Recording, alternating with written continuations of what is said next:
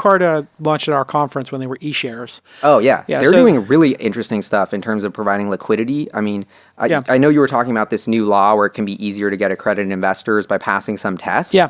And that could really open things up with what companies like Carta are doing. And then bring it back to what you're doing with angel investing. Yeah. There's a surge of potential liquidity coming into this space if, platforms like Carta That's really the go only mainstream, silver lining of the entire crypto scam. which is why I brought it up. Yeah, it is literally the silver lining. It showed that there is a global appetite to take risk and to invest in new things. That's good. We talked before about critics. Like, critics can support the new. Yeah, investors can support the new. There just needs to be some guardrails on it. So, if you go to Vegas, the person has you go to that casino, even though they have the odds are against you, the odds are against you. It's published somewhere what the odds are. They have a license.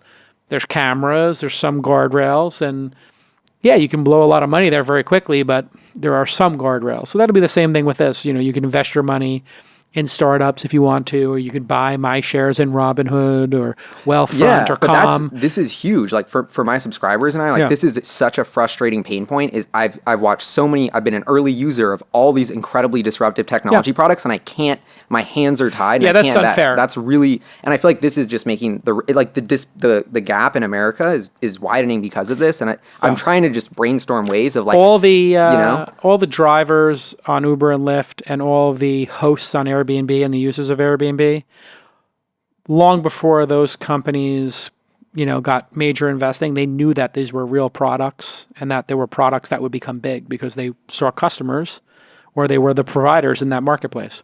They all should have been able to buy shares from the beginning, right? Yeah. Like if Airbnb hosts said to Airbnb, like Airbnb is like, hey, we're going to send you the money for renting your apartment. If they had said, you know what, I'll just take equity in Airbnb, you keep the money.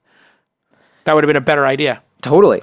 I mean, and from the perspective, like I'm locked into public markets, all these exciting companies are going public later and later and later, and it almost seems like never.